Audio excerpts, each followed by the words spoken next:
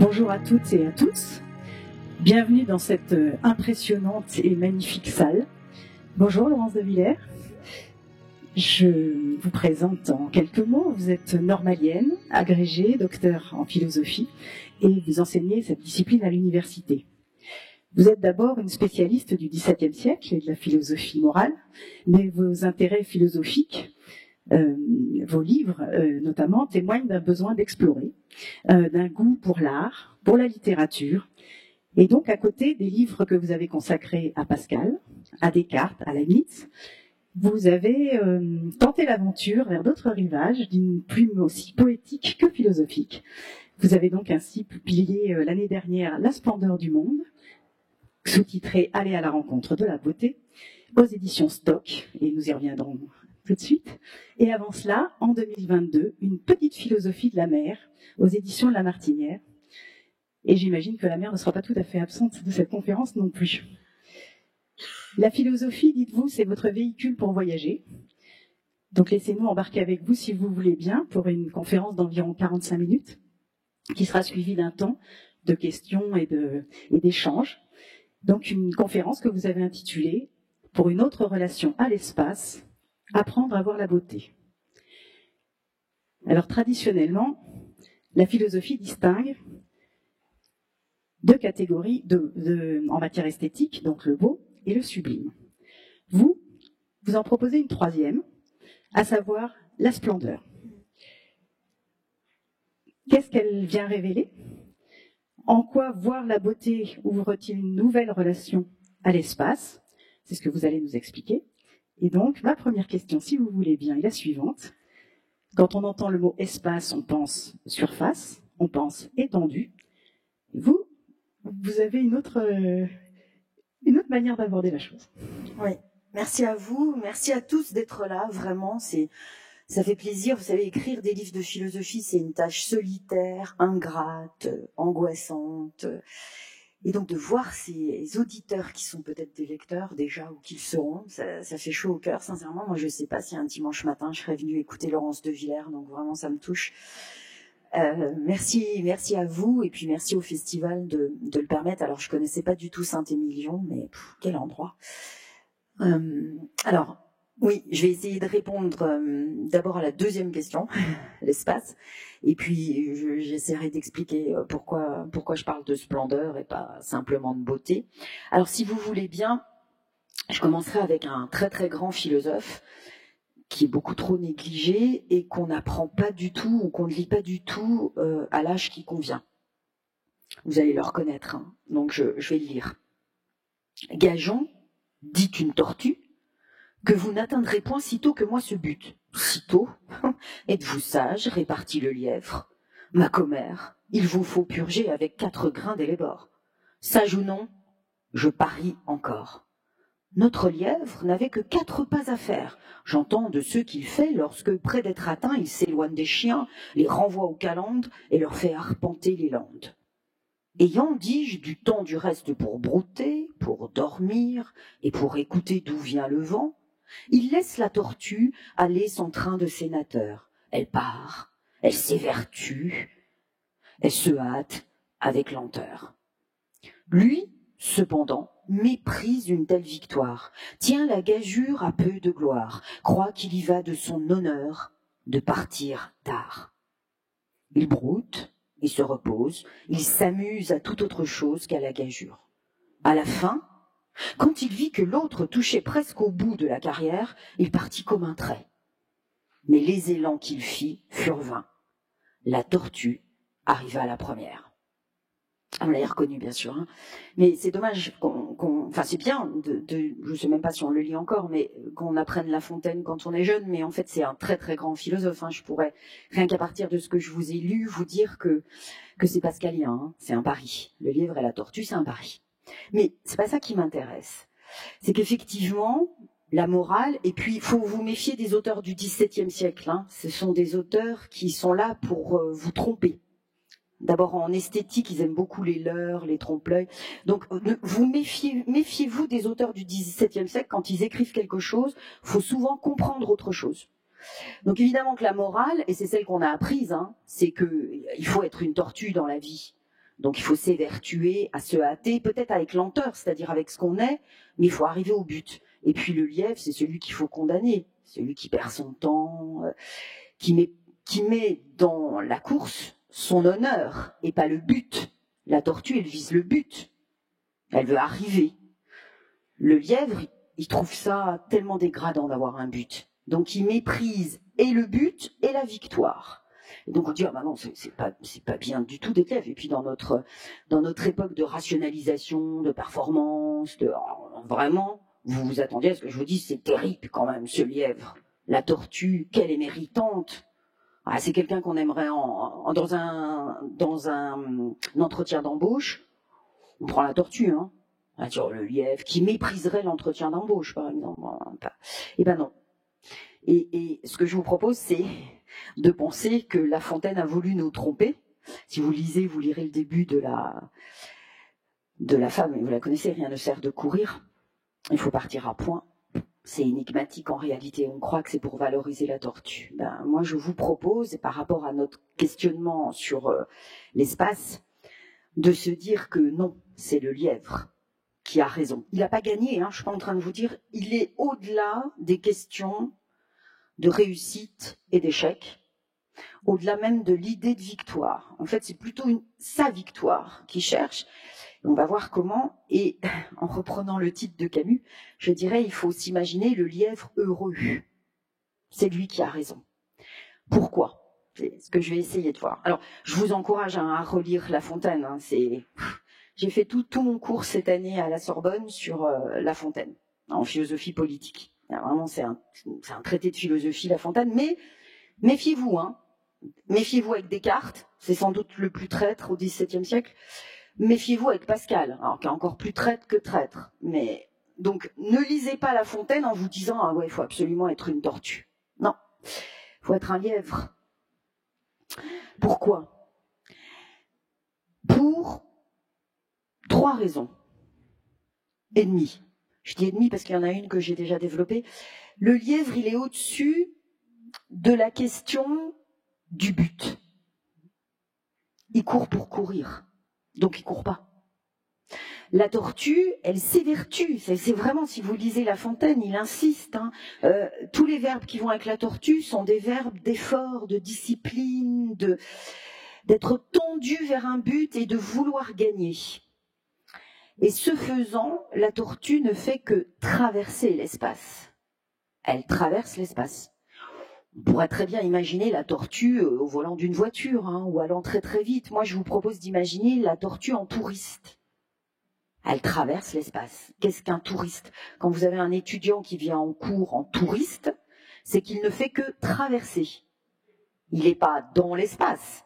Il est nulle part en réalité.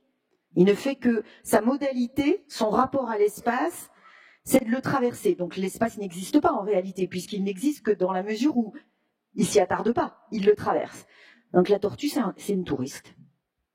Alors, vous lui mettez un bob, des tongs, un short ou une laine polaire, et la tortue, c'est exact. Si vous voulez, mais j'aime pas le terme, mais si vous voulez, vous pouvez même dire sur-touriste. Elle ne fait que traverser l'espace parce qu'elle a un circuit organisé, donc on l'imagine en ligne droite. Vous imaginez, il le dit d'ailleurs, le lièvre, lui, il broute, il se repose. Elle est sur la ligne droite, parce qu'elle est tendue uniquement vers un but. C'est le tourisme. On traverse Rome, et on transforme Rome en Pulse. Il y a la Fontaine-Trévi, il y a le Colisée, il y a le Panthéon, mais Rome, en réalité, c'est à la fois tout ça, et ce qu'il y a entre le Colisée, le Panthéon, la Fontaine-Trévi. Mais quand on est une tortue touriste, on ne le voit pas, puisqu'on a transformé Rome en une suite de sites à voir. Donc on fait exactement comme la tortue. J'ai dit à voir. En réalité, la tortue, qu'est-ce qu'elle fait? Elle voit rien du tout. Mais repensez à ce que dit La Fontaine. Le lièvre, il voit plein de choses. Il essaie même d'écouter le vent. Comment on a pu croire que La Fontaine était du côté de la tortue? Tout ce qu'il dit sur le lièvre est poétique. Il écoute d'où vient le vent. Il se repose, il broute, il s'amuse. Il s'amuse. Alors, la langue du XVIIe, c'est autre chose que la nôtre. Excusez-moi, je vis au XVIIe siècle, donc évidemment, C'est mon siècle, hein, donc tout est mieux au XVIIe siècle. Vraiment, si vous m'entendez une fois dire c'était mieux avant, c'est parce que je veux vivre avant 1650. C'est ça mon avant. Mais en tout cas, c'est un temps où la langue est très puissante, très très forte. Donc quand on dit qu'il s'amuse, de nos jours, on dirait, je pense, il s'éclate à fond. Je suis désolée, hein, notre langue est comme ça, hein, au XVIIe, non, mais il s'amuse, c'est très puissant comme verbe au XVIIe siècle. C'est pas juste. Il n'effleure pas le plaisir, il est totalement dans le plaisir. S'amuser, c'est très puissant comme mot. Donc en fait, la tortue, elle ne voit rien. Elle a coché des cases. Là, elle a fait son premier kilomètre, là, son deuxième, là. Elle n'a pas vu, elle a regardé. J'y viendrai, mais je fais une distinction entre regarder et voir. Regarder, c'est vous qui êtes aux commandes. Regarder, c'est l'équivalent de faire, d'être occupé. Vous regardez pour vérifier. Regarder, c'est comme un travail. On vous a dit ce qu'il fallait voir. Donc vous regardez. C'est exactement ça dans les guides. Très souvent d'ailleurs, on regarde le guide et pas là où on est en train de marcher. C'est ça qui est intéressant. Hein. Mais j'y reviendrai. Donc regarder, c'est tendu vers un objectif. Et donc il faut bien regarder. D'ailleurs, on le dit souvent. Regardez bien, regardez de près. Vous voyez, c'est une injonction à regarder ce qu'il faut regarder. La tortue, elle ne regarde que, on imagine, hein, la ligne d'arrivée. Voir, c'est faire exactement ce que fait le lièvre. C'est laisser d'une certaine façon le monde me voir. C'est pas être tendu vers l'objectif de regarder quoi que ce soit. Il n'y a même pas d'objet au voir. L'objet, il va se donner à vous. C'est savoir. C'est il n'y avait rien, je vois. C'est exactement comme la parabole de l'aveugle qui tout d'un coup voit. C'est une révélation. Voir, ce n'est jamais voir ce qu'il y avait à voir. C'est voir ce que j'aurais pas vu. C'est une surprise, une révélation, presque un miracle. Et c'est là où j'inscris la splendeur. La splendeur, c'est une beauté qu'on pourrait ne pas voir. C'est une beauté qui n'est pas signalée. Il y a des musées de la beauté. Que vous soyez d'accord ou pas, c'est pas le problème. Il y a des musées de la beauté. Moi, j'ai fait des visites philosophiques au musée d'Orsay. Voilà. Il n'y a pas un seul tableau où vous ne puissiez pas commencer par dire « c'est beau, hein ». C'est ça, c'est la beauté. Je ne suis pas en train de la négliger. En face de la beauté, traditionnellement, puis il y a mon ami Mike qui est en train de parler de Kant, on le doit à Kant. Hein. Kant, c'est le grand prof de philo, donc on doit à peu près tout à Kant. Hein. C'est le prof, donc il a mis la philo en cours. Si vous avez besoin de cours de philo, faut lire Kant. En face de la beauté, il n'est pas le seul, mais lui, il l'a mis en cours. Il y a le sublime. Le sublime, c'est une beauté qui m'écrase. C'est une beauté qui est terrifiante. C'est une beauté qui est tellement belle qu'elle pourrait en devenir pas belle. Tellement c'est subjugant. C'est une tempête. C'est la mer. C'est les montagnes élevées. Il y a quelque chose, presque, on a l'impression qu'on va côtoyer les dieux dans le sublime. Mais on est tellement rien. La splendeur, c'est la beauté incognito. Ça peut être un détail, une lumière, une vibration. Ça peut être, j'insiste parce que je fais aucune distinction entre nature et culture. Et puis, j'en profite, hein, j'ai le micro. Quand on accuse mon siècle, le XVIIe, et notamment Descartes, d'avoir été le grand coupable de l'Occident qui a divisé la nature et la culture, c'est faux. Un jour, peut-être, je reviendrai, je vous l'expliquerai, mais c'est faux. L'Occident s'est pas construit sur une distinction nature-culture, mais c'est une distinction croyance et science. C'est pas la même chose. Je vous le dis quand même, et quand Elisabeth, qui est la seule cartésienne, hein, écrit à Descartes et elle lui fait part de sa dépression, on appellerait de nos jours sa dépression, une mélancolie profonde, et elle lui dit « Qu'est-ce que je dois faire? Qu'est-ce que votre philosophie me dit de faire ?» Il lui dit « Oulala, d'abord arrêtez de faire de la philosophie, vous en faites beaucoup trop, il faut en faire quelques heures par an seulement. » Descartes, hein. Arrêtez. Elle est plus cartésienne que cartésienne, c'est terrible quand on l'a dit. Et il lui dit, sortez, allez regarder le vert des fleurs et le vol des oiseaux. C'est ça, hein. C'est ça, Descartes. Sortez. Si vous me permettez, Laurence, du coup, je pense à une réflexion à propos de ce lièvre. C'est un petit peu, ou la tortue plutôt, ni vu ni vécu. Exactement. Et c'est exactement, merci, c'est exactement où je veux aller. En fait, le lièvre, il vit l'espace, donc il voit. Je finis juste sur la splendeur. Donc la splendeur, ça peut être une parole, ça peut être un geste courageux. Une bonne action, pour moi, c'est une splendeur. Mais vous pouvez la rater, vous pouvez passer à côté. C'est typiquement le petit mur jaune dont parle Proust, le petit mur jaune dans le tableau de Vermeer, La vue de Delft. Et c'est vrai, quand vous regardez, bien sûr, le tableau de Vermeer est sublime, ou beau, mais il touche au sublime, il n'y a pas une chose à retirer. Mais ce petit pan de mur jaune qui vibre comme un soleil, ça c'est une splendeur. Il y en a dans une journée. Hier soir, ce qu'on voyait, le coucher de soleil là, sur les vignes, c'est une splendeur. Et la splendeur, faut la vivre pour la voir. Si vous ne vivez pas, vous ne voyez rien. Vous allez me dire, c'est facile, on est vivant. Non. La plupart du temps, on n'est pas vivant. La plupart du temps, on est occupé. C'est pas la même chose. La plupart du temps, on peut traverser ses journées. D'ailleurs, c'est ce qui fait qu'on se demande, mais qu'est-ce que j'ai fait hier ? J'étais le touriste de ma vie. J'étais la tortue, j'avais un but, finir ce dossier. J'ai pas vécu, j'ai rien vu de la journée. Parfois, même moi qui commence à penser à l'âge que j'ai, je me dis, il y a des pans entiers de ma vie que j'ai pas vécu. Je l'ai pas vu, j'ai rien vu. Pas parce que ça allait vite, je vais y revenir, parce que je l'ai pas vécu. La tortue, elle ne vit rien. Elle traverse, elle regarde, mais elle regarde qu'une seule chose, ce qu'on lui a dit de regarder, la ligne d'arrivée. Elle ne vit pas. Elle est occupée à faire. Et même, elle est occupée à gagner, qui est une façon de surfaire quelque chose. La tortue, elle est occupée. Le lièvre, il n'est pas occupé du tout. Il bagnode. Le lièvre, il est dans le loisir. Ça, c'est une distinction fondamentale, et je crois qu'on l'a pas assez bien expliqué, qu'on retrouve, par exemple, notamment, dans le livre de Sénèque, La vie heureuse. Avec un titre pareil, on se dit, ça y est, on a la recette. Et ce que montre Sénèque, c'est qu'il ne faut pas faire de distinction, comme on le fait très souvent quand il s'agit du bonheur, entre être et avoir. Est-ce qu'il faut être riche pour être heureux? Est-ce qu'il faut avoir des amis? Non, il dit c'est pas la question. Vous savez que la philosophie, c'est ça uniquement, c'est poser correctement les problèmes. C'est pas trouver des solutions, c'est poser correctement les problèmes. Généralement, ça donne la solution, mais poser correctement les problèmes. Et il dit le problème, c'est pas être et avoir, ou avoir, c'est être et faire. Et il appelle ceux qui font, ceux qui sont occupés à faire, les occupati, ceux qui sont occupés, qui l'opposent à l'otium, le loisir. C'est pas ceux qui ne font rien, c'est ceux qui vivent. Être vivant, vivre ce qu'on vit. Vous allez me dire, évidemment, on ne fait que ça. Non. On ne fait que ne pas vivre ce qu'on vit. On ne vit pas ce qu'on vit. Alors, je suis en train de chercher, donc si vous avez des solutions, vous me les donnerez. Ce qui me gêne dans le mot vécu, c'est qu'il est au passé. Alors que moi, ce qui m'intéresse, c'est qu'il soit au participe présent. Notre temps, c'est d'être vivant. C'est le participe présent.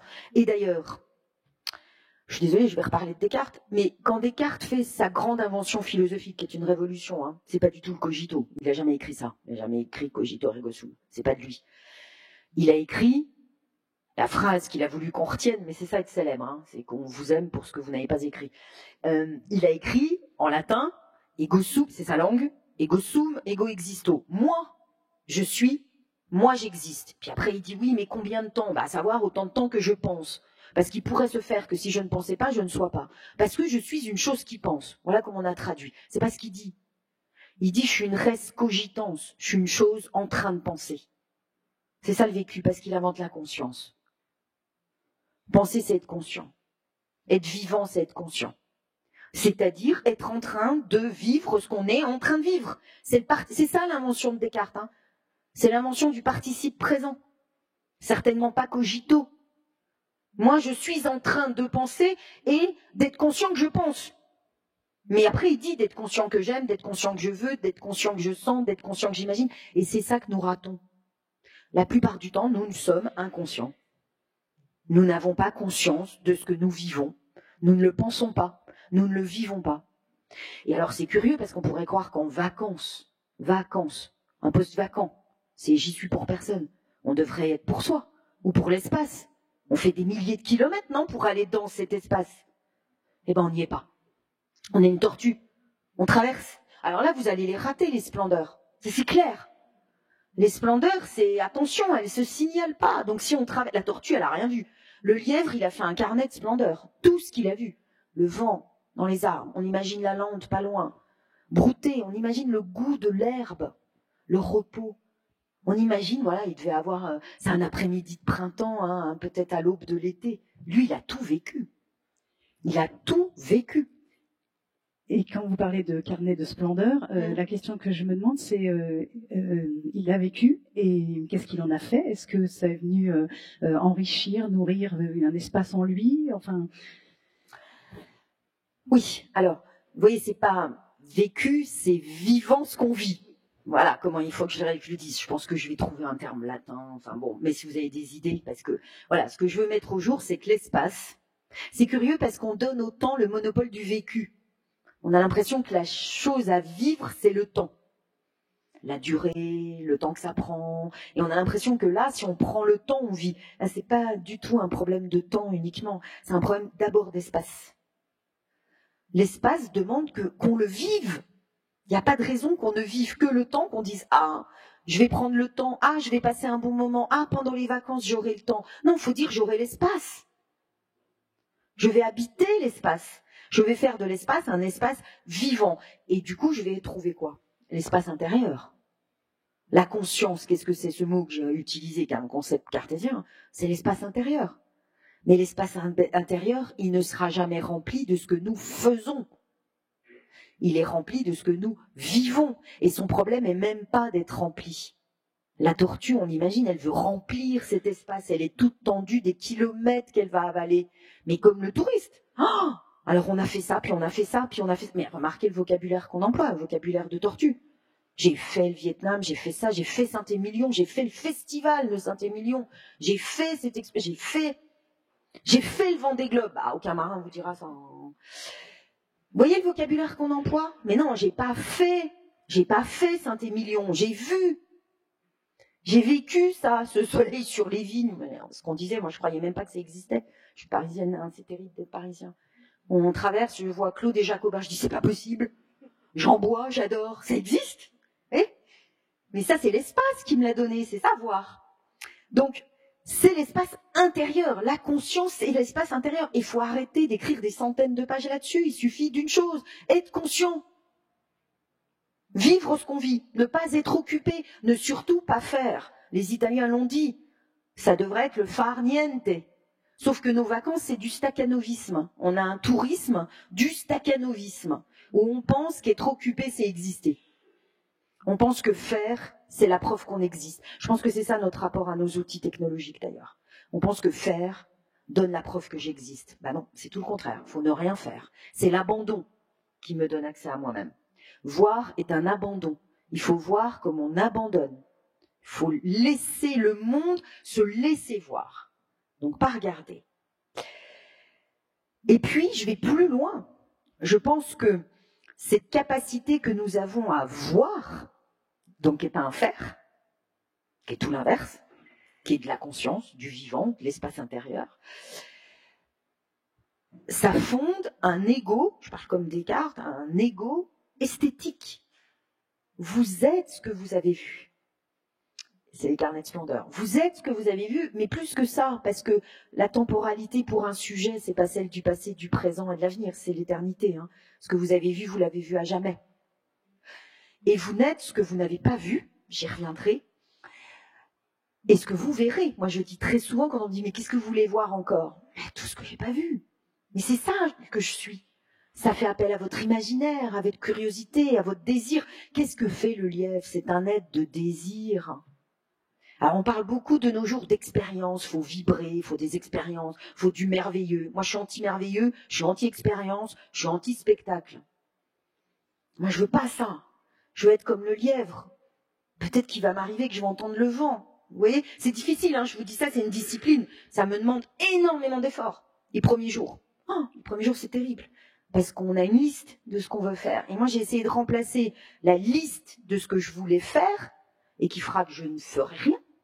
Je ne vivrai rien, par une liste de splendeur, un carnet. Alors si vous me permettez, vous m'avez dit ça, et c'est le titre d'un chapitre de votre livre, cette question de vous ne voulez pas considérer que la splendeur et l'émerveillement, que la splendeur est de l'émerveillement. Et je voudrais vous lire une courte citation d'un théologien suisse qui relie les deux et vous demander votre avis. Il s'agit de Maurice Zondel qui écrit « Quand, dans l'émerveillement de la musique, de l'architecture, de la peinture, de la nature ou de l'amour, vous vous sentez délivré de vous-même, votre regard se porte sur la beauté, et tandis que vous vous perdez de vue, vous vous sentez exister avec une plénitude incomparable. » Vous vous sentez devenir lièvre?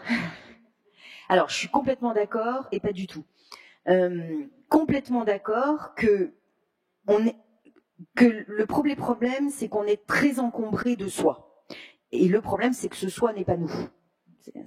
C'est aussi les auteurs du XVIIe qui m'ont aidé à le comprendre. Ce qu'on appelle moi n'est pas moi, c'est une construction. C'est ce que j'aimerais être, c'est ce que je pense que les autres aimeraient que je sois, ou que ma mère aimerait que je sois, ou mon père.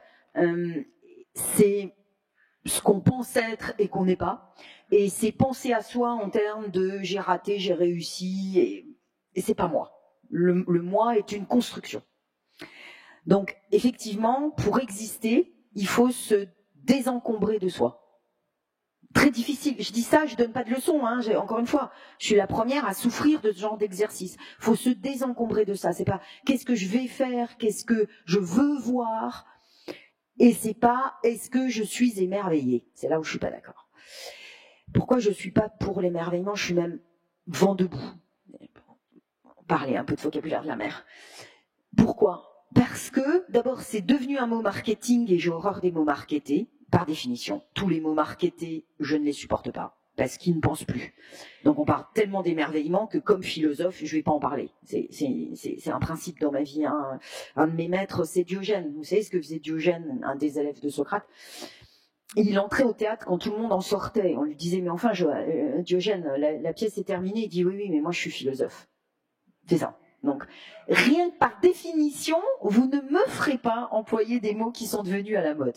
C'est dommage parce que parfois ça part d'un bon sentiment, mais ça donne des clichés. Et le cliché, ça pense pas. Comme je suis cartésienne, si je pense pas, j'existe pas. Donc, vous n'allez pas me demander de me suicider. Et puis pourquoi? Parce que l'émerveillement, c'est encore moi. On demande au monde de me faire son show. Moi, je veux pas du show, je veux des choses. On demande au monde d'être spectaculaire. Il faut que ce soit l'atelier des Lumières. Waouh! Ah oui, on me le dit aussi. Ah oui, vous recherchez l'effet waouh? Ah, je dis pas du tout. Surtout pas.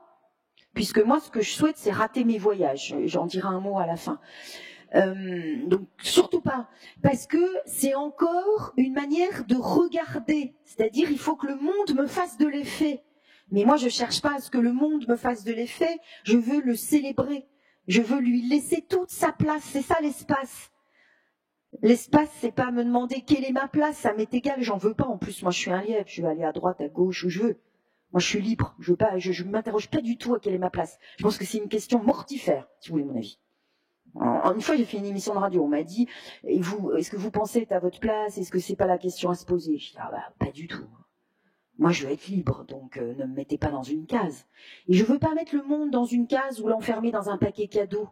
Je ne veux pas aller voir que les choses où il y a écrit attention, site, panorama, même des étoiles, ou attention, les 1001 choses à voir avant de mourir. Alors moi, ça me fait mourir, ça, par exemple. Je veux pas les voir. Vous voyez, alors il y a un entêtement diogénique, on est d'accord, mais l'émerveillement, il faut nous en méfier. C'est encore du développement personnel. C'est encore l'idée que ce moi, qui n'existe pas, je vois pas où il est. Par contre, l'espace intérieur, oui. Moi, je veux parler d'âme, et pas de moi. L'âme, j'y mets même pas un sens religieux, c'est ce qu'il y a de plus intime que l'intime. C'est même ce à quoi il faut toute une vie pour y avoir accès. Mais pour moi, mon âme, c'est quand elle a été touchée par la beauté. Je veux bien parler d'âme, je veux pas parler de moi. Et je veux surtout pas me développer. Qu'est-ce que j'aurai à me développer? Je suis pas une auto-entrepreneuse. Ben oui, ma vie, c'est pas une petite entreprise. Je veux pas me développer, je veux me développer. Je veux me désencombrer. Parce qu'effectivement, et le merveilleux, c'est encore du vocabulaire du développement personnel. C'est faire en sorte que le monde soit mon annexe. Vous voyez, ah ouais, c'est sûr. Écoutez, je vais vous dire quelque chose. J'étais au Parthénon, à Athènes, il y a peu, et je fais un peu comme Diogène, un jour il va m'arriver des bricoles, mais j'interroge beaucoup les gens autour de moi. Et là, les gens se prennent en photo devant le Parthénon. Je dis, mais pourquoi vous vous prenez en photo devant le Parthénon? Alors, la première chose qu'on me dit, c'est pour un souvenir. Je dis, c'est pas vrai. C'est pas vrai parce que vous regarderez pas. Vous avez pris, je dis, vous avez vu, vous avez pris 15 selfies. Pas un, 15. Donc, vous n'avez pas besoin de 15. Donc, c'est pas le souvenir, c'est pas vrai. Et vous savez comme moi que l'inoubliable, c'est ce qui est pas dans nos photos. Hein. C'est parfois oui. Mais non, parce que le support, souvent on se rend compte qu'on se souvient de la photo et pas de ce qu'on a vécu. Donc c'est ça qui est très avec le vivant, avec le vécu. C'est qu'on ne peut pas le capturer. Très difficile. Avec les mots aussi, quand j'ai dû écrire La splendeur du monde, comme c'était difficile parce que c'est toutes des choses inoubliables. Donc ils mettent des mots, le capturer, le capter. Donc j'ai dit c'est pas ça. Puis j'ai dit en fait je pense que le Parthénon est votre papier peint. Mais je pense que quand on prend photo, souvent, c'est pour faire du monde et de la beauté une annexe. C'est mon papier peint. Donc évidemment, devant mon papier peint, je peux me prendre en photo. Mais le Parthénon n'est pas mon salon. Le monde n'est pas mon salon. Et à mon avis, ça détermine mon rapport à l'écologie et à l'espace. Le monde n'est pas mon salon. Je suis le gardien. C'est un legs. Je dois juste être une sentinelle pour faire en sorte qu'on n'abîme pas ce monde. Et la mer en premier, hein, puisqu'on est en train de parler de manière de protéger les océans. Mais vous voyez, c'est une toute autre attitude envers l'espace. C'est pas ce que je traverse, c'est pas ce que je possède, c'est pas mon papier peint, c'est pas une annexe, c'est pas un spectacle, c'est pas là pour m'émerveiller. Ça n'a pas de rapport à moi. C'est curieux parce que le titre c'est une autre relation à l'espace, mais ça commence par ne pas avoir de relation. Je ne veux pas le rapporter à moi. Ou plutôt, voilà, ne pas le rapporter permet d'avoir une relation. Et du coup, là, je suis d'accord, une relation à soi. Quand je vous dis qu'il y a un ego esthétique, c'est-à-dire qu'on se rend compte que si vraiment on se désencombre de soi, donc de son regard, de l'obsession d'être occupé, de l'obsession du faire, de l'obsession des guides, de la peur. Je crois que l'opposé de la philosophie, si vous me demandiez qu'est-ce qui est le plus opposé à la philosophie, la peur. La peur de ne pas voir ce qu'il faut voir. La peur de ne pas raconter au retour, parce que c'est comme ça, hein, moi ça m'arrive aussi. Alors t'as vu non. Vous imaginez, si vous dites... Alors t'as vu si...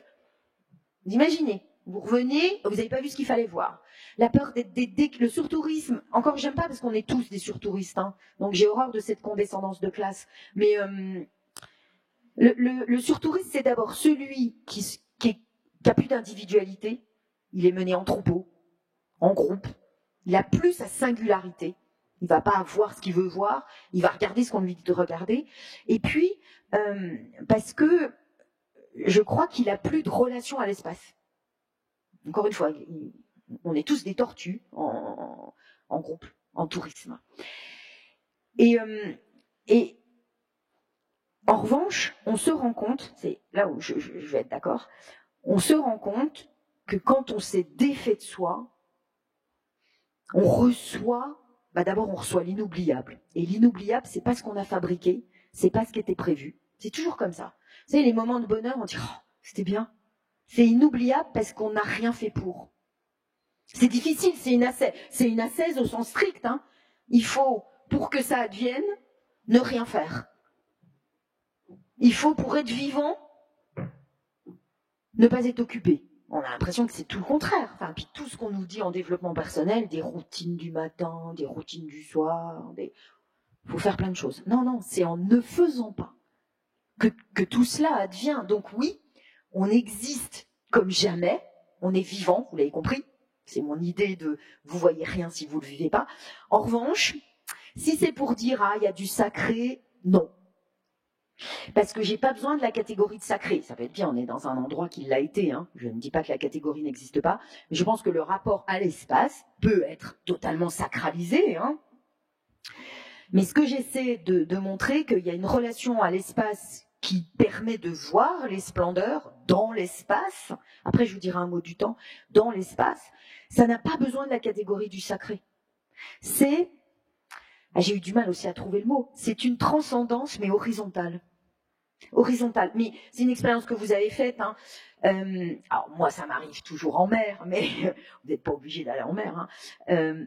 Vous sentez tout d'un coup, non pas que vous êtes élevé ailleurs, que vous quittez ce monde. Au contraire, vous y êtes absolument et vous aimez ce monde. Il y a un amour du monde. On sent que ça, c'est le don premier qui nous est fait. Par qui, j'en sais rien, par le monde lui-même peut-être. Mais vous sentez un élargissement de la poitrine, une dilation. C'est Whitman, le poète américain, qui dit... Il y en a eu des poètes américains, on a du mal à y croire de nos jours. Hein. Mais il parle de dilation. Il dit, et vous le ressentez tout d'un coup quand vous êtes touché par une beauté culturelle, naturelle, humaine, animale. Vous sentez qu'un étau se desserre, la poitrine s'élargit. Oui, la vie est courte, on est d'accord, hein, mais elle est vaste. La vie est large. La vie a de l'espace. Et c'est ce que dit Baudelaire, hein, que l'espace est profond, que le cœur est puissant. C'est ça que je veux mettre au jour. Voir la splendeur, c'est faire l'expérience que l'espace est profond, que la vie est large et est vaste. On n'explore jamais la largeur comme dimension. On pense tout de suite à la verticalité. Et qu'en fait, le cœur, l'âme, mais il est pascalien. Hein. Alors, vous voulez un très bon pascalien, il y en a deux. Nietzsche, il le dit, le sang de Pascal coule dans mes veines, Nietzsche. Et Baudelaire, si vous voulez comprendre Pascal, il faut les lire les deux. Pascal aussi. Hein. Mais il le dit, le cœur, moi j'appelle ça l'âme, lui il dit le cœur au sens pascalien. Vous voyez, ce principe en vous qui est peut-être le plus inaccessible en vous et qui lui ne fait rien. Il est là. Vivant, il palpite. Que fait un cœur? Il palpite. Il palpite, c'est tout ce qu'il fait. Il fait pas autre chose, un cœur. Hein. Il veut pas gagner la course. On peut, si vous voulez faire un marathon. Mais un cœur, il palpite. C'est tout. Alors, bon, je me disais, après vous avoir lu, en réfléchissant, que le monde, c'est un espace habité. Par exemple, à Saint-Émilion, une chose qui me frappe, c'est qu'on se trouve en présence d'une beauté qui a été recherchée, construite et préservée par les générations qui se sont succédées au fil des siècles précédents. Et nous venons tous, les uns et les autres, l'admirer, attirés par l'écho de cette beauté. Alors, quelle place le saisissement de la splendeur fait-il à l'autre? À l'autre? Oui. Bah d'abord, pourquoi nous avons besoin de splendeur? Alors, vous voyez, splendeur, ça vient du latin splendor, briller. Tout d'un coup, quand vous voyez cette splendeur, mais ça peut être modeste, hein, moi vous avez compris que j'aime pas le spectaculaire. Donc je suis pour le modeste, je donne un exemple dans mon livre qui me tient à cœur parce que j'allais pas bien du tout. Je n'arrivais pas à être assise à mon bureau. Donc, ouais, ça c'est franchement quand on sait pas faire autre chose qu'écrire de la philosophie, c'est dramatique. J'avais tellement mal que je pouvais pas être assise et j'ai vu une corneille noire laquée sur l'immeuble en face de chez moi parce que j'ai pas la vue que certains ont. Hein, je donne sur un autre immeuble. Donc j'ai vu cette corneille noire sur un toit rouge et je me suis rendu compte que pour la voir, je m'étais mise debout. Je dis pas que j'avais pas des antidépresseurs, mais ça avait été plus efficace quand même. Hein. J'étais debout, c'est ça la splendeur, hein. N'allez pas y mettre, parce que souvent, splendide, splendeur, on y met quelque chose de grandiose. Non, non, c'est tellement plus subtil. Faut retourner à la racine du latin, et c'est ce que dit Platon hein, dans le banquet. Il va dire le beau, c'est quelque chose qui rutile d'une façon, qui brille. C'est comme si le monde s'allumait et on se rend compte qu'on vit dans les ténèbres la plupart du temps. Ou le nez dans le guidon, appelez ça comme vous voulez, les ténèbres. Hein. Et donc, oui, ces splendeurs, attention, elles sont modestes. Pourquoi nous en avons besoin? Ça a été aussi le point de départ de mon livre. Pourquoi nous en avons tant besoin? Qu'est-ce que ça fait? Alors maintenant, comme on est dans la psychologie positive et les neurosciences, on m'a dit, ben oui, la réponse à votre livre, c'est très simple, ça fait du bien au cerveau, etc. Je dis, oui, d'accord. Bon, ça n'empêche pas la philosophie de parler. Hein. Ça fait du bien peut-être, mais c'est tellement plus métaphysique en réalité. C'est une métaphysique de l'espace. Donc, c'est modeste, mais j'insiste, ça peut être culturel, ça peut être une ville. Donc Saint-Émilion, ça peut être quelque chose de complètement artificialisé. Enfin, les paysages de vignes, c'est l'artificialisation totale du paysage. C'est absolument pas la nature. C'est même à se demander si la nature existe encore quelque part. Mais peu importe. Peu importe, le monde a toujours une splendeur à donner, peu importe. Ça peut être, moi il y a des textes de philosophie, ce sont des splendeurs. Je les lis, j'ai mes élèves en face de moi, ça leur fait pas grand chose, et moi je dis, oh non mais...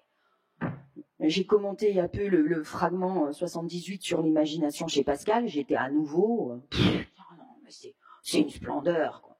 Mais c'est ça qu'il faut ressentir. La seule condition, c'est de ne rien faire du tout, hein, vous l'aurez compris. Donc, faut oublier les guides, faut oublier... Vous savez, on demandait à Peggy comment on peut lire Homère, et il répondait en ne mettant rien entre Homère et vous. Comment vous pouvez voir la splendeur? En ne mettant rien. Mais ça demande du silence, du silence. Ça demande de ne pas le transformer en papier peint, donc de l'honorer. C'est comme une prière. On voit comme on prie, en fait. Merci, oui. Je cherche pas à gagner quoi que ce soit. Je cherche même pas à avoir des souvenirs. Donc, j'ai un rapport très particulier à la photographie. J'essaie de photographier le monde tel qu'il serait si j'étais pas là. C'est impossible puisque je suis en train de photographier. Mais c'est ça qui m'intéresse. Et la splendeur, c'est ça. C'est une beauté qui restera même quand vous serez plus là, hein. Elle va me survivre, elle m'a précédée, elle n'a pas besoin de moi pour être ce qu'elle est. C'est ça la splendeur. Elle n'a pas besoin de moi. La beauté n'est pas dans l'œil de celui qui regarde, c'est pas vrai. Elle existe dans le monde. Et je pense que l'autre condition, c'est la curiosité. Alors, ça, c'est un mot qui me tient à cœur et c'est dommage parce que, bon, il a été énormément critiqué par la théologie, par saint Augustin, qui est pourtant un des plus grands. Mais la curiosité, ça vient du mot cura, le soin. La curiosité, c'est prendre soin. C'est prendre soin de ses yeux, de ce qu'on voit. Alors, je dis voir par commodité, hein, mais ça peut être entendre, écouter, toucher, sentir. C'est tous les sens. Hein. Vous le savez, de toute façon, vous avez fait cette expérience. Quand on voit, il y a tous les sens réunis. On le sait. C'est à la fois intellectuel, charnel. Moi, j'aime beaucoup me documenter après, mais pas sur le moment. Donc, ça peut être très érudit, ça peut être savant, voire. Mais c'est l'union de l'âme et du corps. Vous êtes tout ensemble. D'ailleurs, quand on voit vraiment, on ne se demande pas est-ce que c'est mon corps qui sent, est-ce que c'est mon intellect qui comprend. C'est inutile, ce genre de discussion. Et la curiosité, c'est le soin. Je pense que l'écologie doit valoriser la curiosité. Parce que voir le monde sans le transformer en merveille, en émerveillement, en spectacle, c'est en prendre soin.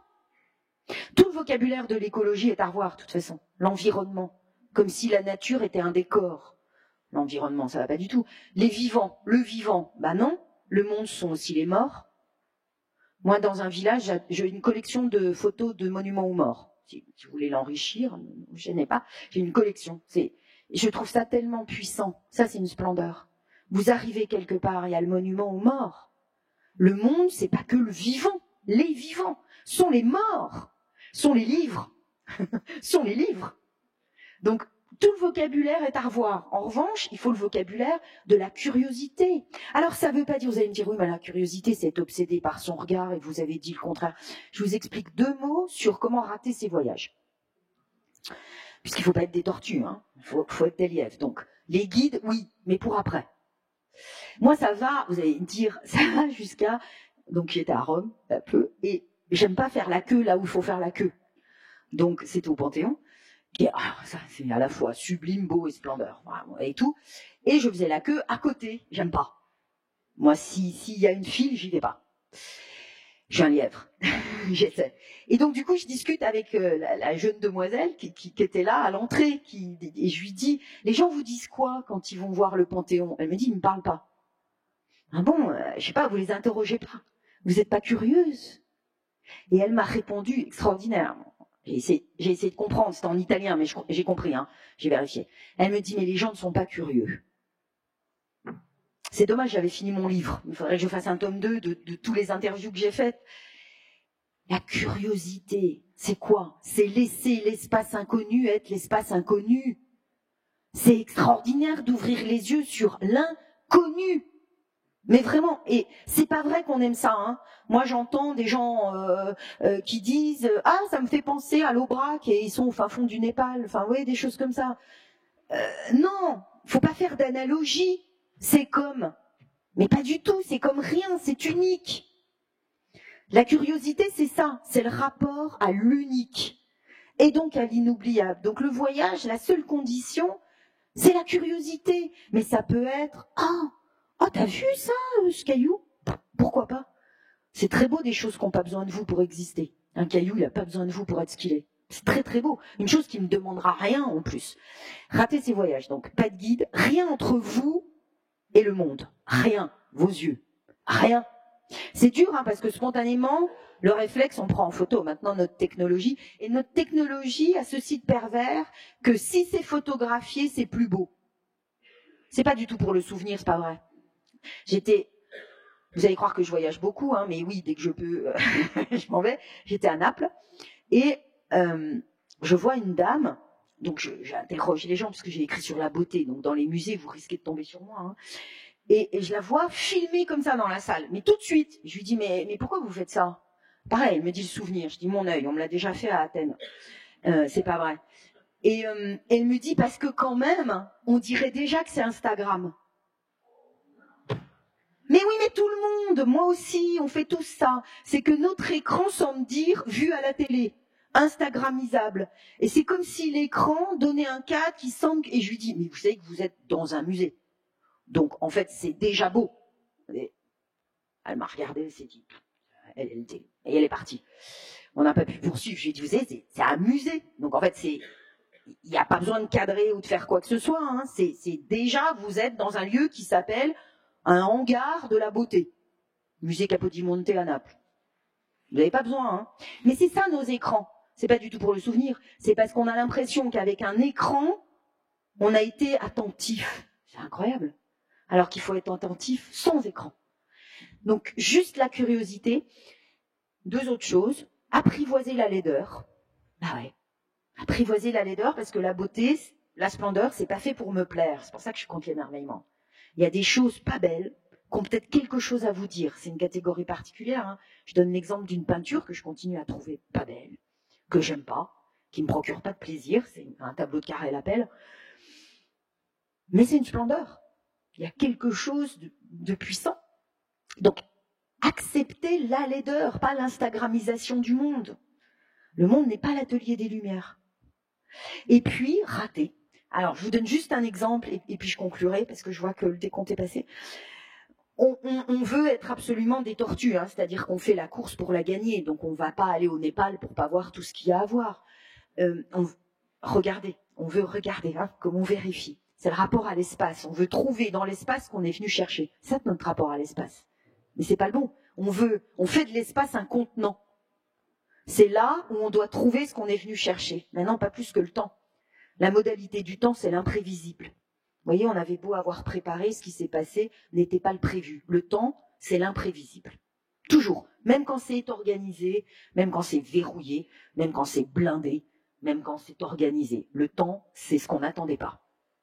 L'espace, c'est ce qu'on ne trouvera pas. C'est ça, la relation à l'espace. C'est ce qu'on n'y trouvera pas. L'espace n'est pas un contenant vide dans lequel on met des choses. L'espace, c'est la relation à cet inconnu du monde. Donc, c'est pas un contenant vide dans lequel il faut y mettre son voyage organisé. J'étais allée à Tadoussac pour voir des baleines. Donc, au Québec, c'est un lieu où il y a plein de baleines. Donc, moi, j'avais fait le voyage exprès pour voir des baleines. J'ai passé une journée entière. Alors, c'était en hiver en plus. Enfin, non, pas en hiver, la période où les baleines... C'est l'automne, hein. Ouais, c'est l'automne. Mais bon, à Tadoussac, ça ressemble déjà... Il fait bien fret, comme on dit. Donc, il faisait bien fret, je me suis gelée. J'ai enragé, j'ai eu envie de pleurer, j'avais raté mon voyage, j'ai vu aucune baleine. Je me suis dit, tu vas rentrer, on va te dire, t'as vu des baleines, non? Donc c'était atroce, j'avais raté mon voyage, hein. Mais vraiment, objectivement, j'en avais pas pour mes sous en plus, vous comprenez? Vous dépensez de l'argent pour avoir des baleines, bon. Puis un jour, la vie m'a fait un clin d'œil parce que il y a des années plus tard, hein, j'étais en Islande et tout d'un coup, mais vraiment, promenais comme ça, hein, tout d'un coup, plusieurs baleines. Wow, vraiment, incroyable. Donc j'étais comme folle, hein. J'étais comme, vous savez, l'insensé dans le Gai Savoir qui dit « Dieu est mort, on l'a tué !» Je criais partout « Des baleines, des baleines !» Et là, je me suis souvenue de Tadoussac et je me suis dit « Mais la plus belle chose que j'ai vue, c'est cette baleine que j'ai pas vue. » D'abord parce qu'elle va vivre dans mon imaginaire. Elle m'a permis de faire un chapitre. Ouais, ça compte, hein, quand on a peur de la page blanche. Et puis, elle a touché mon âme. C'était pas quelque chose qui devait remplir l'espace. Elle est venue habiter mon âme, elle a touché mon âme. Pas mon regard, mais peu importe.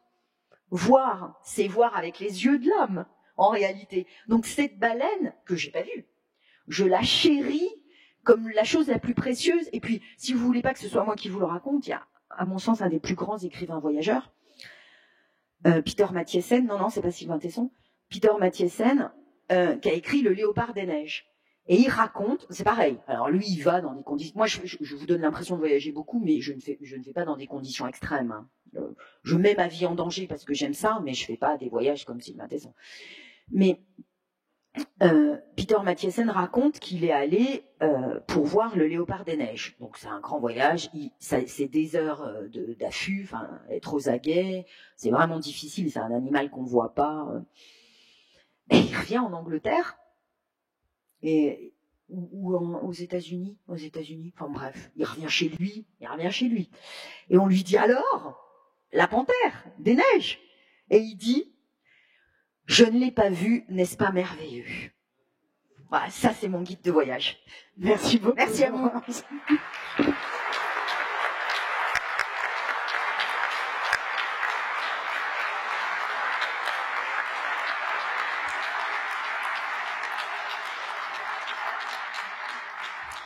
En fait, je voulais conclure sur Pascal, mais vous voyez, j'ai été capable de ne pas le faire. Ce qui est difficile quand on vit au XVIIe siècle. Maintenant, si vous avez des questions, et je vois que c'est le cas, je crois qu'il y a des personnes qui vont faire circuler des micros. Si vous pouvez avoir l'obligeance de vous lever pour poser votre question. Merci. Oui, Laurence, l'année dernière, à Agen, vous m'avez fait une belle dédicace et vous me promettiez de vous poser la question de votre rapport au panthéisme. Ah alors, oui, je m'en souviens. Ah, vous me traquez, hein? Ouais, ah ouais. Oui. Non, mais oui, je m'en souviens. Ah ouais, c'était une bonne question. Bah oui, mon rapport au panthéisme. Eh oui, c'est une belle question, ça. Parce qu'elle est curieuse. Rapport au panthéisme. Ah ouais, c'est rapport au religieux. Alors, je vais faire en 3 temps, parce que c'est de la philosophie. Hein. Donc, rapport au religieux d'abord. Comme je l'ai dit, je n'ai pas besoin de la catégorie de sacré. Ça ne veut pas dire qu'elle n'existe pas. Hein. N'allez pas dire Laurence de Villers a dit que le sacré n'existait pas. Non. Mais j'en ai pas besoin pour 2 choses. Expliciter la relation au monde que j'essaie de mettre au jour. 3 choses. Penser le monde. J'ai pas besoin de sacré pour penser le monde. Ce dont nous faisons partie. Nous en sommes. La seule chose que nous ayons, en fait, c'est le monde. Et je n'ai pas besoin du sacré pour penser la relation à la beauté. La relation à la beauté parce que c'est une transcendance, pas d'élévation ni de fuite, mais d'élargissement. Parce que la vie est vaste, c'est ce que je vous ai dit. Parce que le monde n'a pas besoin d'un autre monde pour qu'on aime le monde. La notion d'amour du monde, Amor Mundi, c'est une notion d'Hannah Arendt. Hein. À la fin de sa vie, elle dit finalement, j'ai pas assez parlé de ça, la seule chose que nous ayons, c'est l'amour du monde, et ça détermine ce que doit être la politique. Toute politique doit renforcer l'amour du monde, c'est-à-dire ce monde. C'est pas seulement de l'écologie. Je pense que ça aussi, c'est une erreur de l'écologie. C'est pas un parti politique, l'écologie. C'est une relation au monde. Donc, ça devrait être de tous les partis, parce que ça devrait être d'aucun parti. Ça devrait être une politique. Et puis, j'ai pas besoin du sacré pour donc le monde et le rapport à l'espace. J'ai pas besoin que l'espace soit sacré pour dire ce que je pense être une relation à l'espace, qui est donc une relation à l'inconnu. Encore une fois, hein, la relation au temps, c'est l'imprévisible. La relation à l'espace, c'est ce qui n'était pas c'est l'inconnu. C'est laisser sa place à ce qui ne vient pas remplir l'espace, mais le défaire de toute façon. C'est qu'est-ce que c'est? J'ai pas besoin du sacré, même si dans ces 3 stades-là, vous pouvez mettre le sacré. L'inconnu, c'est l'inconnaissable divin, d'accord.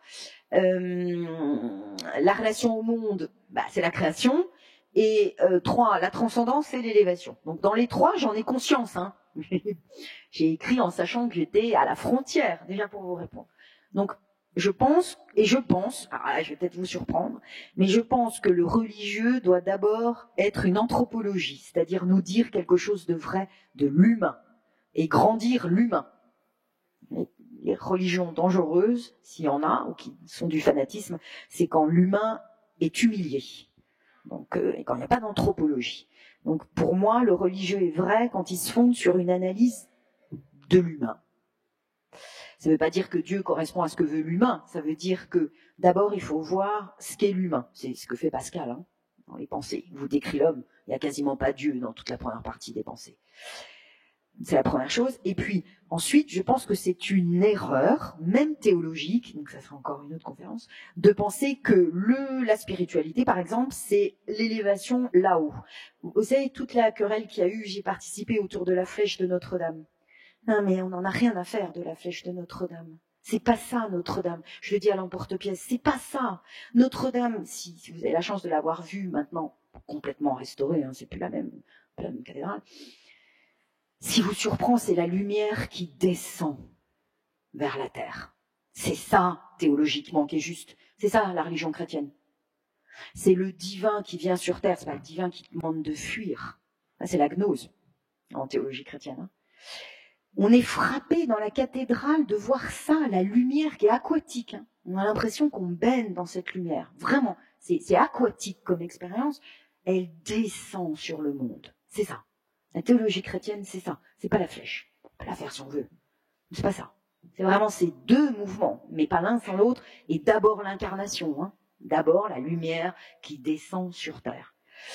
Donc, je pense même que quand on dit sacré, la plupart des gens qui veulent revaloriser le sacré, qui disent qu'on a perdu le sens du sacré, je pense qu'il faut un contresens sur le sacré lui-même, qui n'est pas fuir le monde, qui n'est pas partir dans une élévation vers un grand tout. Ben non, Dieu n'est pas un grand tout, en tout cas dans la théologie chrétienne, c'est une personne, 3 personnes même, et c'est la lumière qui descend sur terre.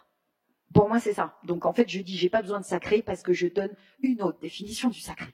Voilà, vous saurez tout, je l'ai jamais dit. Mais c'est ça. C'est ça, en réalité. Alors, panthéiste, ben oui, je sais que vous m'aviez posé cette question au mois de novembre, mais je m'en souviens, mais j'y ai réfléchi. Et, alors, je vais vous répondre très sincèrement. Je me suis dit, je suis éditrice aussi. Je me suis dit, il faut que je trouve un auteur qui m'écrive un livre sur le panthéisme parce que c'est une vraie question. 2, parce que je crois que nous sommes dans un monde panthéiste. On ne cesse d'avoir la croyance polythéiste. Polythéiste, pas panthéiste, je sais que vous m'avez dit panthéiste, mais polythéiste. On a l'impression que ça a habité de dieux favorables à peu près partout. Je crois qu'on a perdu peut-être en religion constituée, mais on est dans une croyance comme jamais. Tout est de l'ordre de la croyance. Tout. Presque tout. D'ailleurs, ce qu'on appelle polarisation, c'est parce qu'il n'y a pas de pensée. C'est de la croyance. Moi, je crois que, et donc on dialogue plus, parce que croyance contre croyance. Donc, je pense qu'on est dans une croyance comme jamais, de manière assez polythéiste. Maintenant, le panthéisme, est-ce qu'il y a des dieux partout? Ben, j'ai réfléchi, et je me suis souvenu d'une expérience que j'ai eue de voyage, parce que moi, vous avez compris que c'est ça, hein, c'est voir qui m'aide à penser.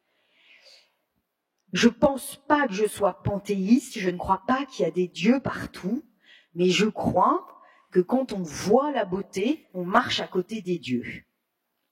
Vous allez me dire, c'est pas loin, c'est pas tout à fait pareil. Mais là, maintenant, on est au mois de mai, on se revoit au mois de novembre, j'espère. Voilà, je vais réfléchir. On marche à côté des dieux parce que je pense que l'âme, ce qui me donne une âme, c'est pas qu'il y en ait partout, c'est que en voyant, je sens que j'en ai une. Voilà, c'est ce que je vous répondrai maintenant, c'est ça. Et ça m'est arrivé à Santorin. Alors, c'était affreux, je criais, ces touristes, c'est atroce, on peut rien voir, ils regardent-les avec leurs bottes. Je peux être comme ça, hein, faut pas croire que le philosophe est un type bienveillant. Ni résilient. Et donc, je m'énervais, c'est pas vrai, c'est affreux, Santorin. Et là, oui, la splendeur, c'est ça, hein, ça vient vous... C'est ça, l'espace. L'espace, c'est l'inconnu, c'est parce que vous voyez, c'est parce que vous regardez. C'est l'inconnu qui vient vous toucher. Et là, quand même, si vous y êtes allé, vous allez dire comme moi, il y a énormément de monde, on est d'accord. Et là, j'arrive à me faufiler, et je vois, c'est vous, hein, c'est le panthéisme, et je vois la mer, mais d'un bleu qui existe qu'à Santorin, hein, vraiment. La mer comme ça, infinie, les montagnes, vous vous dites, je suis en Grèce, c'est quand même là où tout a commencé. Et là, je me suis dit, ah ouais, on marche à côté des dieux. On marche à côté des dieux. Ça ne veut pas dire qu'il y a des dieux, la mer est un dieu, ou il y a des dieux dans la mer, mais ça veut dire que moi, j'ai compris que j'avais une âme. Marche à côté des dieux, quand j'ai vu ça. Et pourtant, je pestais avant. Hein. Ah ouais, la beauté, elle vient vous trouver. C'est ça l'espace. Ça vient vous trouver. Je ne sais pas si je vous ai répondu, mais c'est la seule chose que je puisse vous dire au mois de mai.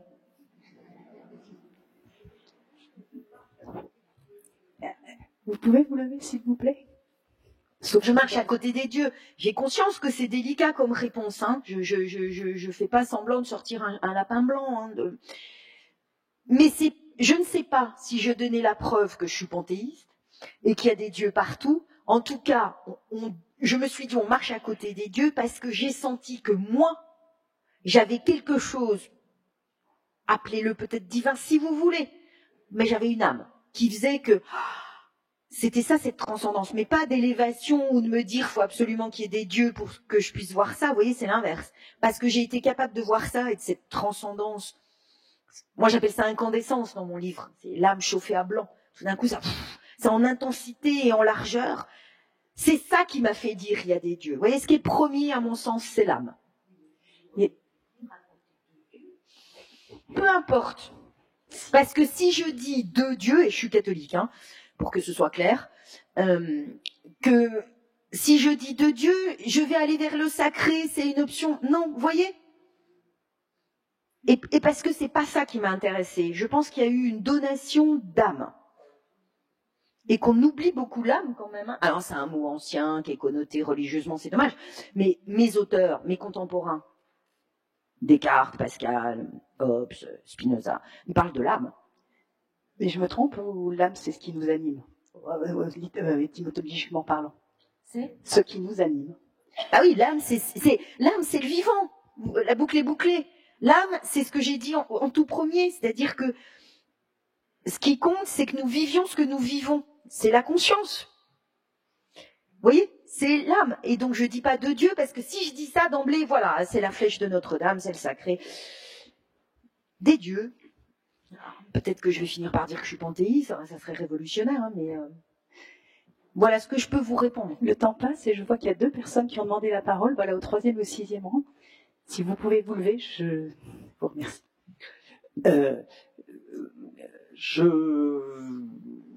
Oui, je vais poser des questions que j'ai envie de poser à tout le monde pour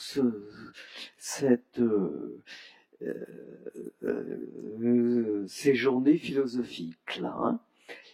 Je trouve qu'en premier, pas en premier, mais aussi pour comprendre l'espace, la première chose qu'on perçoit, enfin, quand on voit comment grandit un enfant, un nouveau-né, c'est dans la découverte de l'altérité de l'autre.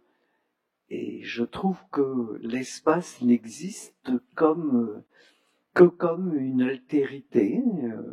Il ne s'agit pas d'en faire un machin, comme c'est à la mode actuellement. Je crois que c'est ce que j'ai dit, là. Je crois que c'est exactement ce que j'ai dit. Quand j'ai dit laisser le monde être ce qu'il est, c'est l'altérité. La splendeur, c'est rendre l'altérité à l'autre. C'est ce qui n'était pas prévu, c'est ce qui est même pas inscrit, c'est même pas la beauté. C'est l'altérité et je le rattache à l'inconnu, donc je vais encore plus loin que vous.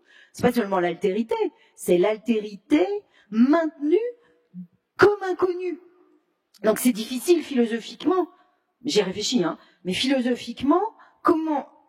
Je vous remercie parce que j'ai pas dit autre chose. Hein. L'espace, c'est l'altérité. J'ai dit, c'est pas une case à remplir, c'est pas ce que je veux y voir. C'est ce qui surviendra. Et j'ai même dit, c'est ça l'inoubliable. C'est ce que je me suis pas donné. Donc c'est l'altérité, absolument. Mais c'est l'altérité, pas seulement de l'autre, c'est l'altérité de l'autre qui est cette baleine que j'avais payée pour voir, de Santorin que j'aimais pas et qui pourtant était une splendeur. C'est l'altérité de vous. Qui dites comme moi, mais avec d'autres mots, c'est l'altérité de Saint-Émilion, c'est l'altérité de la lumière qu'il y avait hier soir. L'altérité, c'est pas que de l'autre humain, c'est l'altérité, alors ne me lancez pas sur ce sujet, mais de l'animal. Faut pas me lancer sur ce sujet. Voilà, c'est un autre sujet, mais c'est évidemment ça. On fait de l'espace, mais comme du temps d'ailleurs, on y fait quelque chose qu'il faut remplir, donc quelque chose à soi, qui n'est pas de l'altérité, et même on veut s'y développer. C'est ce que montre Proust, sa Madeleine qu'on a caricaturée, mais c'est exactement ce que je veux dire. C'est-à-dire qu'il a un rapport au temps, c'est évident, mais il a un rapport à l'espace. L'espace intérieur, l'espace de sa vie, c'est là où survient de l'autre. Donc pas moi, de l'autre. Et toute la morale, ou l'éthique, comme vous voulez, c'est comment respecter l'altérité de l'autre. Donc c'est une question écologique aussi, mais c'est une question morale du rapport à l'animal et du rapport à l'autre humain. C'est comment respecter, j'entends vraiment le mot respect, respecter l'altérité de l'autre, mais pas en le ramenant à moi ou à du connu, ou à du connu. Donc c'est effectivement, l'espace, c'est... moi j'ai dit que c'était l'inconnu, donc c'est l'inconnu. L'inconnu, c'est quoi? C'est la maximisation de l'altérité. C'est l'altérité telle qu'elle m'est inconnue. Donc oui, et le temps, c'est l'imprévisible. Donc c'est l'altérité de ce qui survient. L'inconnu, c'est l'altérité de ce qui apparaît. C'est ça l'espace. L'altérité de ce qui apparaît. Ce qu'on a fait apparaître là, depuis 40, un peu plus, 0 minute, c'est de l'altérité. Dans l'espace, mais dans le temps aussi, c'est imprévisible. Vous vous attendiez pas à entendre ça, et moi je m'attendais pas à vous dire ça. J'ai presque dit que j'étais panthéiste, vous vous rendez compte? Donc c'est ça, l'espace, c'est l'altérité de l'inconnu, donc ce qui apparaît, et le temps, c'est l'altérité de l'imprévisible. Et tout ça, c'est quoi? C'est le réel. Et je pense que nous sommes en train de perdre le réel. Le réel, c'est l'ensemble de l'inconnu et de l'imprévisible. C'est ce qu'on n'attendait pas. Et je crois que nous perdons le réel à tout point de vue. On le perd dans le tourisme, on le perd en art. Je donnerai pas de nom, mais toutes ces expériences immersives, on n'en a pas besoin. Dans un musée où il y a des tableaux, pourquoi il faut une expérience immersive ou de la réalité augmentée pour que je vois correctement la Joconde? On est en train de perdre le réel. Donc la curiosité. On va voir les mêmes choses que tout le monde voit, on lit les mêmes choses que tout le monde lit, on dit les mêmes choses que tout le monde... C'est ça la perte de l'altérité. La curiosité, qu'est-ce que c'est? C'est l'attention à ce qui est autre. Donc on est d'accord. Bonjour et merci. J'aurais voulu poser la question, comment vous expliqueriez le syndrome de Stendhal? Alors, pour avoir vécu une expérience en Italie, dans la cathédrale de Florence, alors nous étions en groupe, on terminait une randonnée de plusieurs jours, et donc il y avait de l'imprévisible, parce qu'on a pu, par relation avec notre guide, on nous a ouvert la cathédrale à une heure où elle était fermée, et la bibliothèque notamment, et au moment où on a vu les enluminures, il y a eu comme chacun d'entre nous, au même moment, donc là, c'était pas individuel, on a eu un étonnement tel qu'on n'a pas crié, mais enfin, on a tous manifesté en faisant un « ah » face à cette beauté. Et alors, en même temps, moi, je me sentais défaillir. Et la guide me dit, tu as le syndrome de Stendhal. Donc, qu'en est-il du corps aussi? Et voilà. Merci. Merci à vous. C'est une bonne question, mais c'est dommage que je vous ai pas rencontré au moment où j'écrivais. J'ai un chapitre sur le syndrome de Stendhal. Hein. Donc, alors le syndrome de Stendhal, c'est Stendhal qui le raconte dans son livre de voyage, son carnet de voyage en fait. Il rend compte qu'il est tombé dans les pommes, hein, qu'il a perdu connaissance parce que à Florence, on peut le comprendre quand même, il y a trop de beauté. En fait, je pense pas. Alors c'est répertorié, hein. C'est une pathologie, c'est répertorié. C'est la première à en avoir parlé, c'est une psychiatre italienne dans les années 1970, et c'est toujours répertorié. Et il y a, moi j'ai interrogé quelqu'un justement à Florence, une jeune fille qui a dit qu'elle s'est sentie mal. C'était trop pour ses yeux, trop pour son corps, trop pour son âme. Et c'est ça la splendeur, c'est trop. Et en fait, il y a une transcendance dans la beauté. Il y a une transcendance du monde. Le monde a à vous offrir tellement plus que ce que vos yeux peuvent voir. Il y a une transcendance du monde. C'est pour ça que j'ai pas besoin de flèche d'élévation. Le monde contient plus que ce que je peux voir. Et quand on fait l'expérience de la splendeur, on se rend compte, parce que c'est quelque chose que je ne peux pas me donner, et c'est pas là pour m'émerveiller, ça me déborde totalement. C'est l'infini que je touche. Et ça, quand on est touché par l'infini, on peut, oui, se sentir mal. C'est l'infini que je touche. Vous savez, on parle énormément, en philosophie, ça m'a toujours fait hurler, de la finitude. Moi, je ne sais pas ce que c'est. Parce que l'humain est traversé, animé par toujours plus grand que lui. Et ça le constitue. Ce qui nous constitue, c'est cette transcendance. C'est plus grand que nous. Et c'est constitutif. C'est pas que ça me fait me dépasser, m'abandonner, non, ça me constitue. Donc moi, finitude, je ne sais pas ce que ça veut dire. Nous humains, je sais pas pour les autres, pour les animaux, je sais pas, mais nous humains, nous sommes faits de ce que nous ne pouvons pas faire et qui nous défait. C'est ça, syndrome de Stendhal. Ça nous défait parce que c'est même plus que ce que je peux emmagasiner. Voilà votre altérité. C'est plus que ce que je peux percevoir. Je pense qu'il y a la plupart du temps dans nos vies, mais on ne le vit pas, des perceptions infinies. Il y a une infinitisation de nos vies. Nous sommes animés par de l'infini. Ça peut être, dans mon autre livre, je dis que c'est la morale. Accomplir une action bonne, c'est touché par l'infini du bien. Voir quelqu'un le faire, avoir le courage de le faire, c'est de l'infini.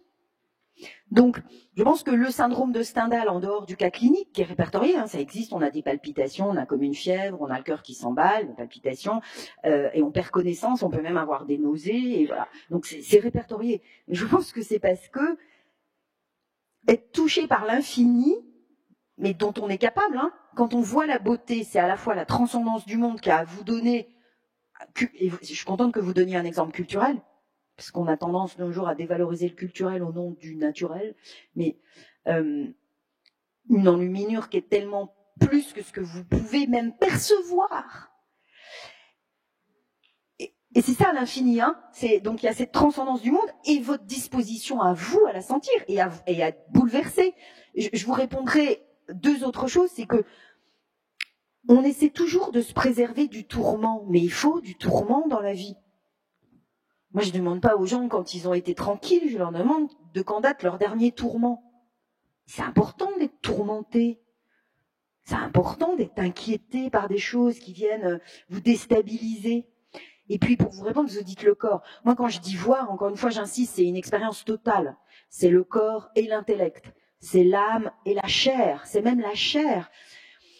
Alors, j'en parle dans mon livre, mais ça a dû vous arriver. Je vais essayer de pas prendre un exemple de peinture, mais un exemple de musique. Moi, il y a un morceau que j'aime énormément, Asturias d'Albéniz. Quand je l'écoute en étant curieuse, c'est-à-dire bien attentive, en vivant ce que je vis, qui est très difficile, parce que je fais déjà ma liste de ce que je dois faire. Non, mais quand j'écoute, à un moment donné, je suis dans cette musique. Je marche dedans. Je sens l'odeur. Cette musique a une odeur pour moi, une odeur très poivrée, du sable et du poivre.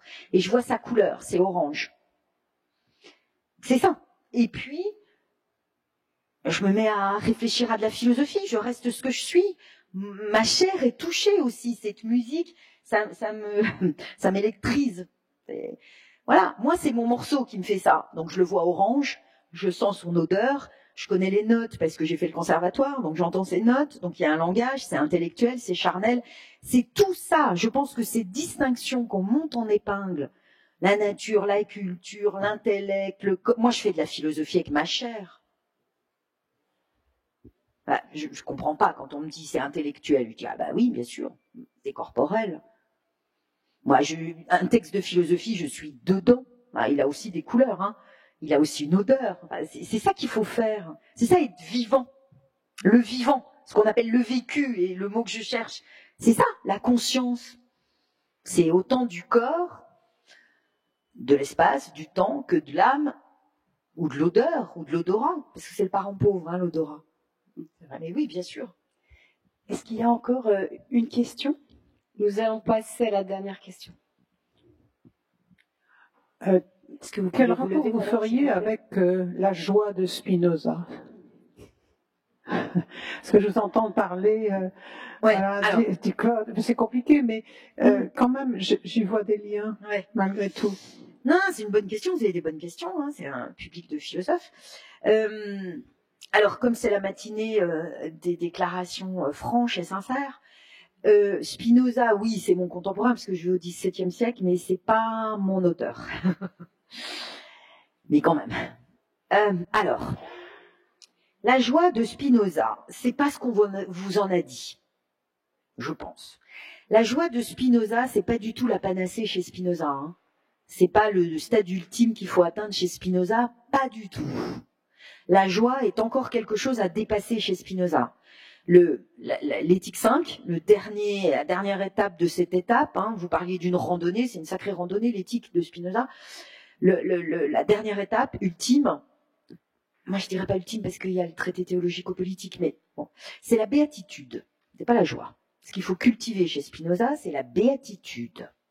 La joie n'est encore qu'un passage. La joie, c'est le fait de passer, c'est un passage, de passer à moins de puissance vers plus de puissance.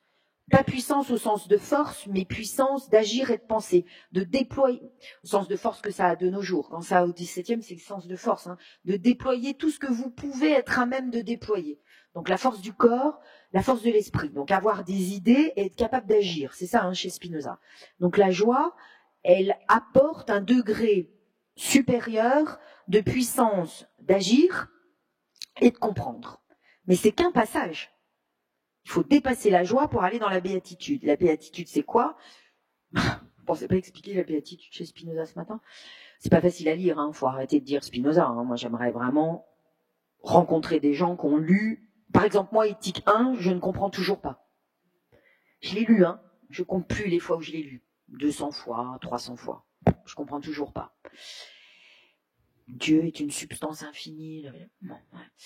Mais Éthique 5. Éthique 5, la béatitude, d'abord, il reprend un concept théologique, on en a parfaitement conscience, puisque ce qu'il veut montrer, c'est que la philosophie dit correctement ce que la théologie et la religion plutôt disent incorrectement.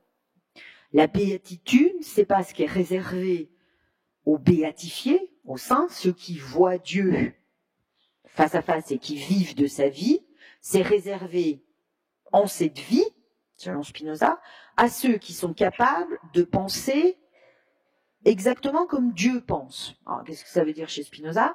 Ça veut dire être capable d'avoir des idées adéquates, c'est comme ça qu'il les appelle, des idées qui vous donnent la manière dont le monde fonctionne et est régi.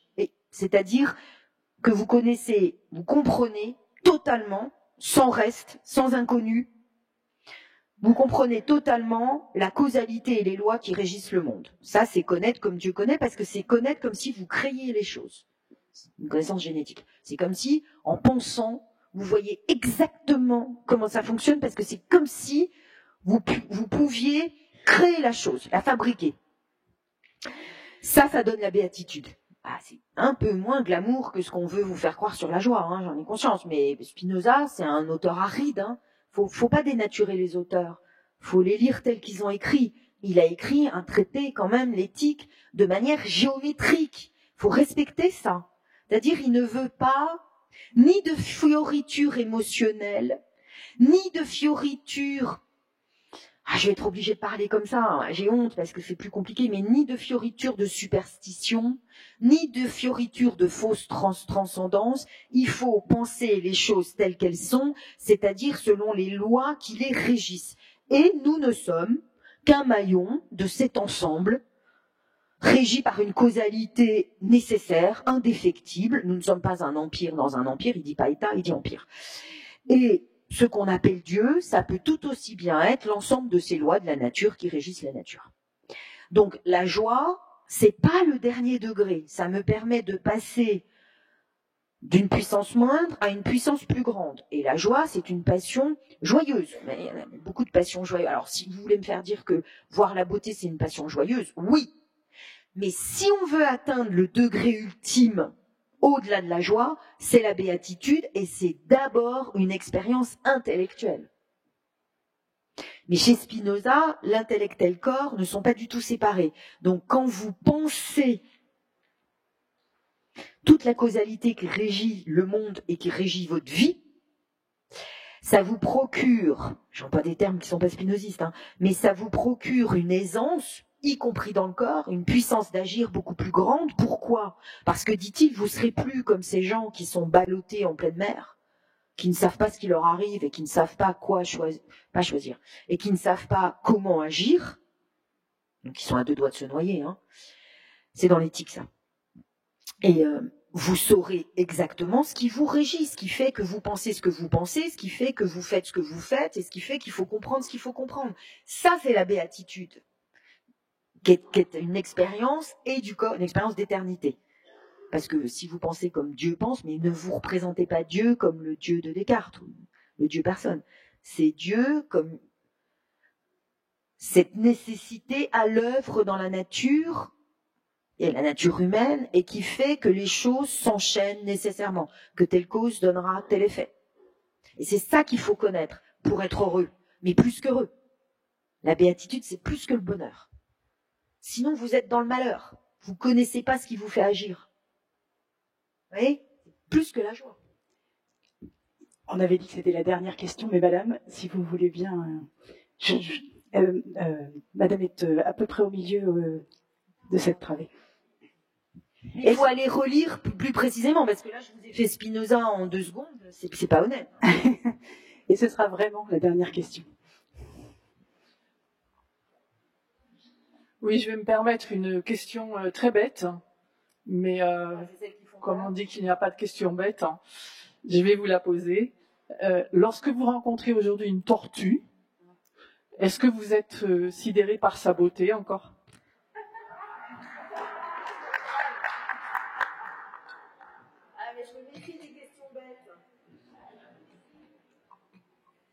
Alors, en deux secondes. Oui. Non.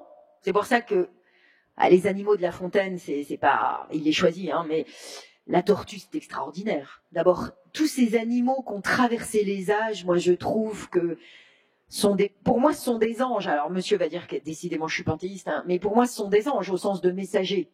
Ils viennent, la baleine, la tortue, ces animaux qui ont traversé les âges, pour moi, ce sont des anges, hein, au sens théologique, c'est messagers. Ils viennent avec leurs ailes vous dire quelque chose. Voilà. Mais ils ne s'en ont pas. Donc oui, je suis touchée par sa splendeur. Et là, j'avais dit, me lancez pas sur l'animal. La grande question, c'est l'animal. Alors, oui, les animaux font partie de la splendeur du monde. Quand un animal, pour l'espace, un animal traverse l'espace, ça vous fait comprendre ce qu'est l'espace. Et alors, ce qui est surprenant, mais je ne suis pas la seule à le dire, je pense que vous faites cette expérience par rapport à ce que vous dites sur l'altérité, quand l'animal traverse l'espace, vous comprenez qu'avant, l'espace était vide. L'animal occupe l'espace par sa présence, comme nous, humains, nous ne savons plus le faire. Parce que si nous ne vivons pas ce que nous vivons, c'est que nous ne sommes pas présents, vous l'aurez compris. Nous ne sommes pas présents. On n'est pas là. On traverse. On n'est pas là. On n'est pas présent. Vous savez, c'était très beau à l'école, le moment où on faisait l'appel. Moi, j'adorais. Faire présente. Et on n'est pas présent, on est ailleurs. On pense à ce qu'on va faire après. Donc, oui, l'animal, il est présent comme nous, humains, ne savons pas le faire. Et en cela, il occupe l'espace de son altérité comme nous ne savons plus le faire. Est-ce que l'animal a une âme ? C'est ça la question qui vient après. Est-ce que la tortue a une âme ? Et sa splendeur, oui, elle occupe l'espace de son altérité inconnue. Est-ce qu'elle a une âme ? Non, moi j'ai une idée, hein, mais je vous laisse avec la question. Merci beaucoup, Laurence de Muller. Merci à vous.